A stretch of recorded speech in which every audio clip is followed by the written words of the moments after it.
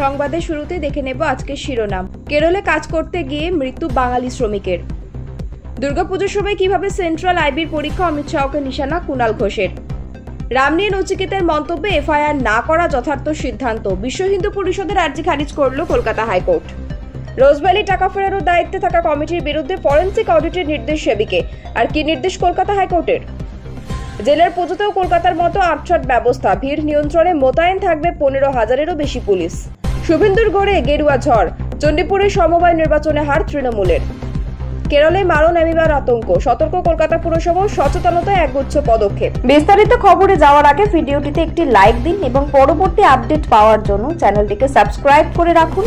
এখন বিস্তারিত খবর। ফের ভিন রাজ্যে কাজে গিয়ে মৃত্যু বাঙালি শ্রমিকের। মৃতের নাম অভিজিৎ ওরফে রাজু পোদ্দার। খবর পাওয়ার পর থেকে বারাসতে নিহতের বাড়ির সামনে ভিড় জমাতে শুরু করেছেন পাড়া প্রতিবেশীরা। শোকস্তব্ধ পরিবারের পাশে থাকার বার্তা দিয়েছেন স্থানীয় পঞ্চায়েত সমিতির সদস্য গোপাল রায়। পরিবার সূত্র খবর, শুক্রবার মৃত ওই পরিযায়ী শ্রমিকের নিথর দেহ কেরল থেকে ট্রেনে পশ্চিমবঙ্গের উদ্দেশ্যে রওনা হয়েছে। সম্ভবত রবিবার তার দেহ পৌঁছানোর কথা বারাসতের বাড়িতে। ভিন রাজ্যে কাজ করতে গিয়ে দুর্ঘটনার জেরে এই মৃত্যু। মৃত অভিজিতের বাড়ি বারাসতের নেতাজি পল্লীতে। পরিবারে বৃদ্ধ বাবা, মা, দাদা ছাড়াও তার স্ত্রী এবং 1 বছরের সন্তান রয়েছে। বেশি রোজগারের আশায় দিন 15 আগে তিনি কেরলে গিয়েছিলেন নির্মাণ শ্রমিক হিসেবে কাজ করতে। কেরলের তুতকুড়ি জেলার ত্রিচন্দুর এলাকায় একটি বেসরকারি সংস্থার উদ্যোগে মন্দির নির্মাণের কাজ করছিলেন অভিজিৎ। সেই সময় হঠাৎই পা পিছলে 3 তলা থেকে পড়ে যান তিনি। মাথায় গুরুতর আঘাত লাগে। সহকর্মীরা তাকে উদ্ধার করে স্থানীয় একটি হাসপাতালে নিয়ে যায়। বৃহস্পতিবার সেখানে চিকিৎসাধীন অবস্থায় মৃত্যু হয় অভিজিতের। বিষয়টি নিয়ে বারাসত জেলা পুলিশের এক শীর্ষকর্তা বলেন, পরিযায়ী শ্রমিকদের সাহায্যের জন্য প্রশাসনের তরফে পোর্টাল খোলা হয়েছে। কোনো অসুবিধা হলে সেখানে তারা আবেদন করতে পারে। প্রশাসন তখন উদ্যোগ নিয়ে সাহায্যের হাত বাড়িয়ে দেয়। এক্ষেত্রে তেমন কোনো আবেদন এসেছিল কিনা তা খতিয়ে দেখা হচ্ছে। যে সময় ভিন রাজ্যে বাংলা ভাষা ও বাঙালিকে হেনস্থার অভিযোগ তুলে রাজ্য জুড়ে বিজেপির বিরুদ্ধে আন্দোলন চালাচ্ছে তৃণমূল, সেই সময় শুক্রবার সেন্ট্রাল আইবির পরীক্ষা নিয়ে কেন্দ্রকে নিশানা করলেন রাজ্যের শাসক দলের মুখপাত্র কুণাল ঘোষ। এদিন সাংবাদিক সম্মেলনে কুণাল ঘোষ বলেন, কেন্দ্রীয় সরকারকে দিওয়ালির দিনে কোনো পরীক্ষা রাখতে পারত, অথচ বাঙালির আবেগ দুর্গাপুজোর মধ্যে কেন্দ্রীয় সেন্ট্রাল আইবির সিকিউরিটি অ্যাসিস্ট্যান্ট নিয়োগ পরীক্ষার দিন ফেলেছে। এই পদে মোট শূন্যপদ রয়েছে 4,987টি। 29 আর 30 সেপ্টেম্বর এই পরীক্ষার দিন ধার্য করা হয়েছে। বেছে বেছে পুজোর সপ্তমী আর অষ্টমীর দিন এই পরীক্ষার আয়োজন করে সেই অমিত শাহ কলকাতায় আসছেন দুর্গাপুজোর উদ্বোধনের নাটক করতে।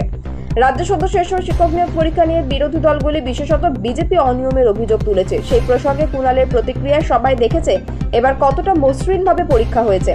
বিরোধীরা এ নিয়ে একটা অস্থিরতা তৈরি করতে চায়। সবাই দেখেছেন উত্তরপ্রদেশ, বিহার সহ ডবল ইঞ্জিন রাজ্যগুলি থেকে পরীক্ষার্থীরা এসে পরীক্ষা দিয়েছেন। তাদের রাজ্যে এসব হয় না। যেসব রাজ্যে পরীক্ষা হয় না, কোনো সিস্টেম নেই, চাকরি হয় না, যেটুকু আসার আলো তা এই বাংলাতেই।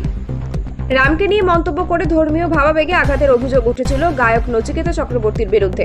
তবে তার বিরুদ্ধে এফআইআর না করার সিদ্ধান্ত যথার্থ। নিম্ন আদালতের রায় বহাল রেখে এমনটাই জানালো কলকাতা হাইকোর্ট।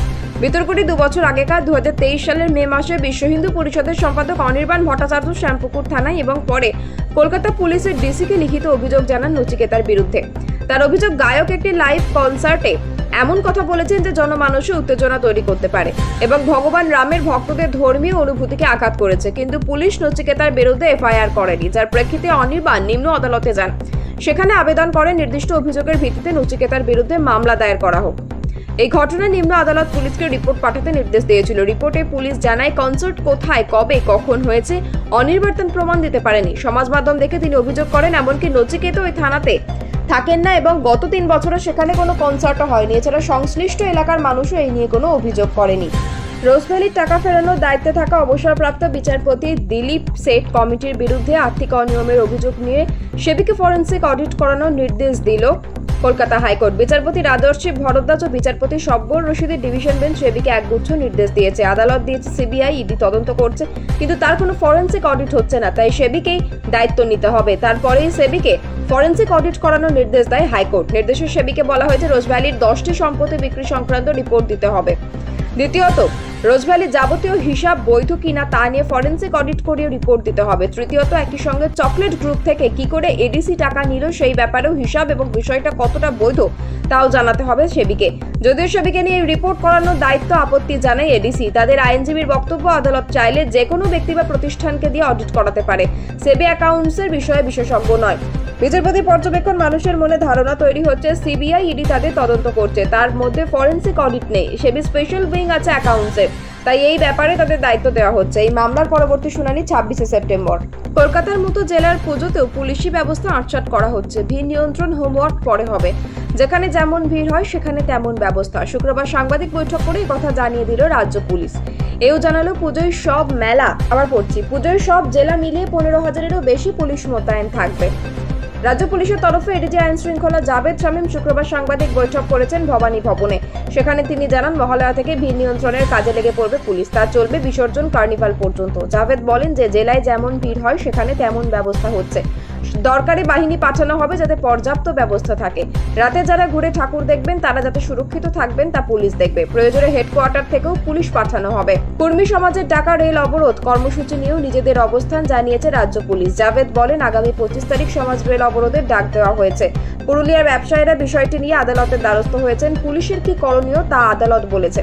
পুলিশের বার্তা, রাজ্যের অনেক রোগীকে ট্রেনে দক্ষিণ ভারত নিয়ে যাওয়া হয়, অনেকে পড়তেও যান। তাদের কথা মাথায় রেখে যেন যাতায়াত ব্যবস্থা অচল না করা হয়। ইতিমধ্যেই জঙ্গলমহলে 4 জেলায় বাহিনী পাঠানো হয়েছে। সিসিটিভির ব্যবস্থা রয়েছে, তারপরেও কিছু হলে আমরা প্রস্তুত আছি। বছর ঘুরলে বিধানসভা নির্বাচন, তার আগে জেলার নানা প্রান্তে হচ্ছে সমবায় নির্বাচন। ইতিমধ্যে পূর্ব মেদিনীপুরের বেশ কিছু এলাকায় সমবায় নির্বাচন হয়ে গিয়েছে। কোথাও জিতেছে তৃণমূল, কোথাও সমবল দখল করেছে বিজেপি। ফের এই জেলাতেই একটি সমবায় নির্বাচনে দেখা গেল গেরুয়া ঝড়। শুক্রবার চণ্ডীপুরের গুরগ্রাম অঞ্চলে বরবেড়ায় সমবায় কৃষি উন্নয়ন সমিতিতে তৃণমূল সমর্থিত প্রার্থীদের কার্যত উড়িয়ে দিলেন বিজেপি সমর্থিত প্রার্থীরা। 9টি আসনের মধ্যে 9টিতেই জয়ী হয়েছেন বিজেপি সমর্থিত প্রার্থীরা। পূর্ব মেদিনীপুর জেলারই বাসিন্দা রাজ্যের বিরোধী দলনেতা শুভেন্দু অধিকারী। শুক্রবার সকালেই ছিল ভোট গ্রহণ। সকাল থেকে কড়া নিরাপত্তার মধ্যে চলা নির্বাচন প্রক্রিয়া। ফলাফল বেরোতেই গেরুয়া আবির উড়িয়ে উচ্ছ্বাসে মেতে ওঠেন বিজেপির কর্মী সমর্থকেরা। স্থানীয় বিজেপি নেতা অরূপ কুমার দাস বলেন, রাজ্য জুড়ে শাসক দলের অত্যাচারের প্রতিবাদ জানাতেই গোটা জেলা সমবায়গুলিতে আমাদের জয় আসছে। মানুষ যে আমাদের সঙ্গে রয়েছেন তা এই জয়ের মাধ্যমেই প্রকাশ পাচ্ছে। তমলুক সাংগঠনিক জেলা তৃণমূলের সভাপতি পীযূষ পান্ডার দাবি, গণতান্ত্রিকভাবে নির্বাচন হয়েছে বলেই বিরোধীরা কয়েক জায়গায় জয়লাভ করতে পারছে। তার অভিযোগ, বিজেপি বারবার চক্রান্তের অভিযোগ করে বিজেপির এই জয় সেই দাবিকেই মিথ্যা প্রমাণ করছে।